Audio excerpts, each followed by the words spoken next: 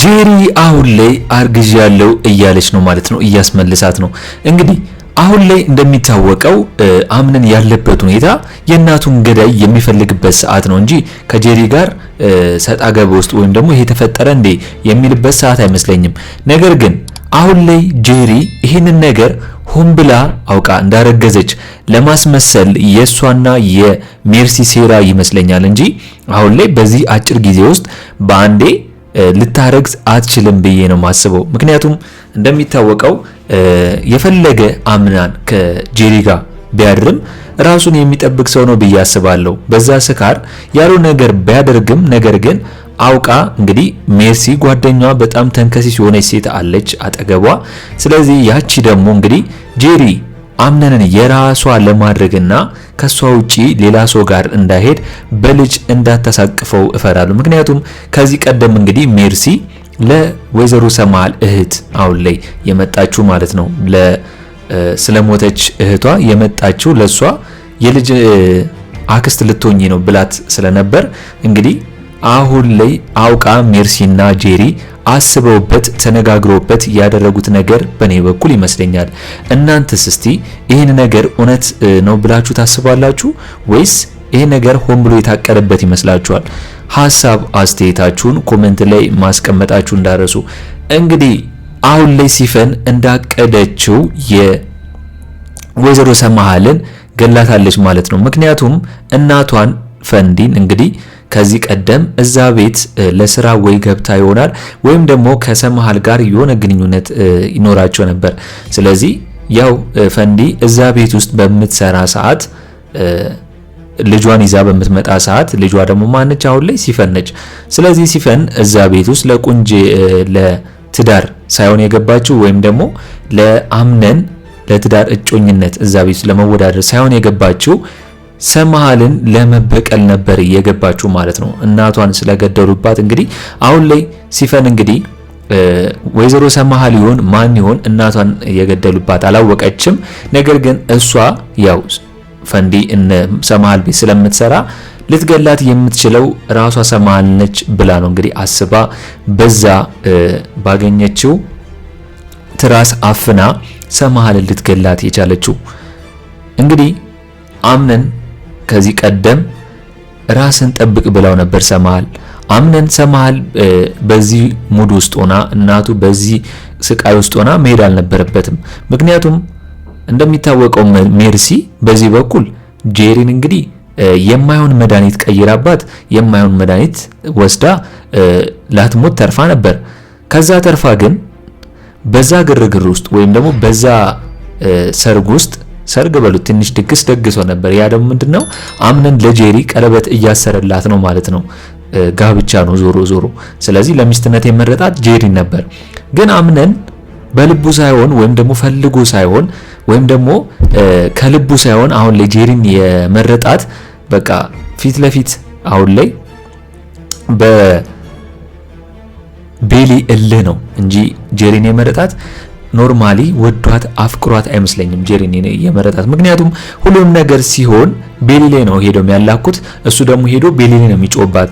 ቤሊ ምንም ነገር ሳታደርግ ምንም ጥፋት ሳታጠፋ ቤሊ ላይ የጮህባት እንግዲህ ይሄው አሁን ላይ ስሜቱ የነዳውን ጄሪ ጋር ወደቀ ማለት ነው። ነገር ግን ያንን ደስታውን ሳያጣጥም በዛ ሳጥን ውስጥ የተላከለት እቃ ነበር። ያ ነገር ምንድነው?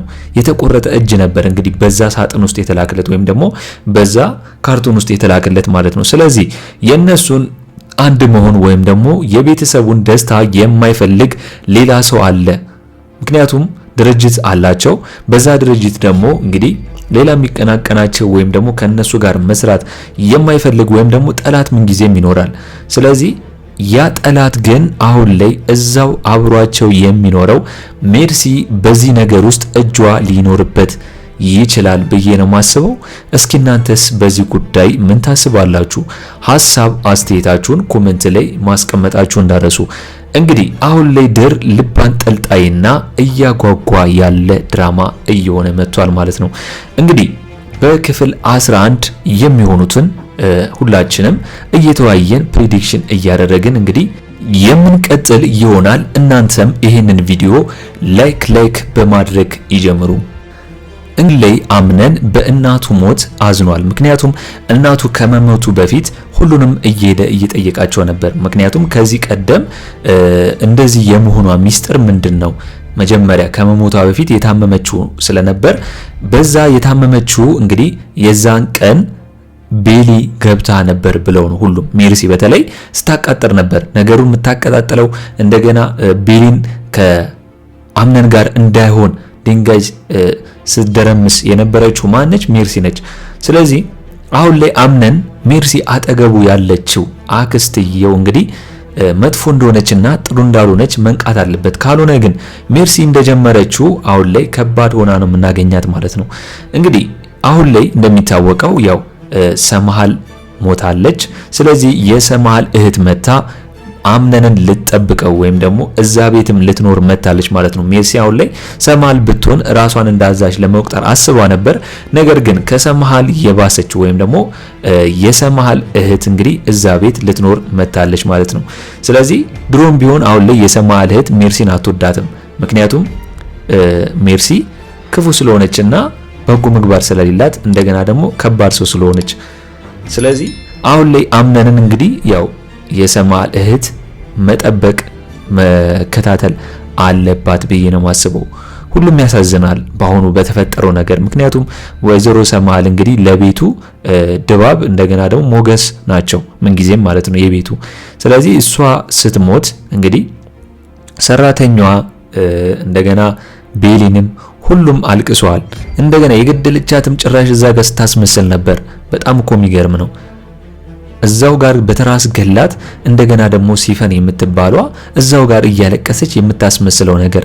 ጄሪ ደግሞ የሆነ ጤነኛ አትመስልም። የሆነማ የአእምሮ ህመም ያለባት ነው ይመስለው እንጂ በጤናዋ እንግዲህ ሰው በዛ ሰዓት እያለቀሰ አምነን አላወራኝም አምነን ምግብ ልስጥ የማለቱን እንዴት ቻለችበት? ሜርሲ በአይን አይታ ባትቆጣት ኖሮ እኮ በጣም ተዋርዳ ነበር በዛ ሰዓት። ስለዚህ አሁን ላይ አምነን የገባበት ስቃይ ወይም ደግሞ ያለበት ሀዘን በጣም ከባድ ነው። ነገር ግን ቤሊ እንግዲህ አጠገቡ መሆን አለባት ብዬ ነው ማሰቡ። ምክንያቱም የምትርቅ ከሆነ የገደለችው እሷ ልትባል ትችላለች፣ የእሷ ምች ሊኖርባት ይችላል ብለው እንዳይጠመጠሙባት እንግዲህ ቤሊ አምነን አጠገብ መሆን አለባት ብዬ ነው ማስበው። ነገር ግን የጄሪና አሁን ላይ የጄሪና የሜርሲ ተንኮል አንድ ላይ መሆን መተባበራቸው ከባድ ነው የሚሆነው። አምነንን ሊያጠምዱት ሊሆኑ ይችላሉ ብዬ ነው ማስበው ማለት ነው። እናንተም እስቲ በዚህ ጉዳይ ሁላችሁም እየተወያየን ሐሳብ አስተያየታችሁን በኮሜንት በማስቀመጥ ማጋራት ትችላላችሁ።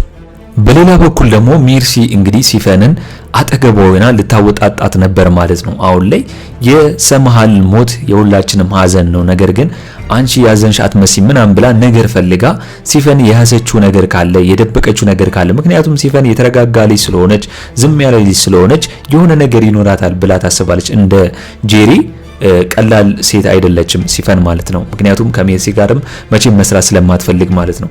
ስለዚህ ሲፈንን ልታወጣጣት ብትሞክርም ሲፈን ግን አሪፍ ምላሽ ነው የሰጠቻት። እሷ በዚህ በኩል እንዳዘነችና ሰምሃል የሁላችንም እናት ነች ብላ ነው ያስቀየሰችው ማለት ነው። አሁን ግን ችግሩ ምንድነው? የጄሪ ማርገዝ ነው ማለት ነው።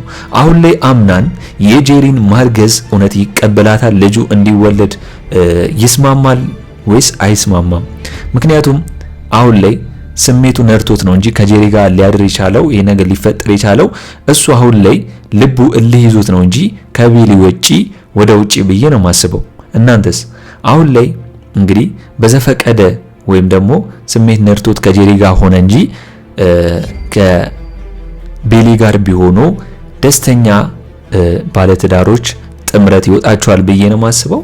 እስኪ እናንተስ በዚህ ጉዳይ ያላችሁንና የተሰማችሁን ሐሳብ አስተያየታችሁን በኮሜንት በማስቀመጥ ማድረስ ትችላላችሁ። እንግዲህ በእኔ በኩል የዛሬው አስተያየቴ እንን ይመስል ነበር። ድርቅ ክፍል 11 ቶሎ እንደተለቀቀ እኛም በኮሚኒቲ ፖስታችን ስር ወዲያው ለእናንተ የምናስቀምጥላችሁ ይሆናል ማለት ነው። ለቻናሌ አዲስ ከሆናችሁና ሰብስክራይብ እስካሁን ያላደረጋችሁ ካላችሁ ሰብስክራይብ በማድረግና የደውል ምልክቱን በመጫን ቤተሰብ እንድትሆኑን በአክብሮት እንጋብዛለን። በቀጣይ ክፍል እስከምንገናኝ ድረስ መልካም ቆይታ ይሁንላችሁ። ቻው ቻው።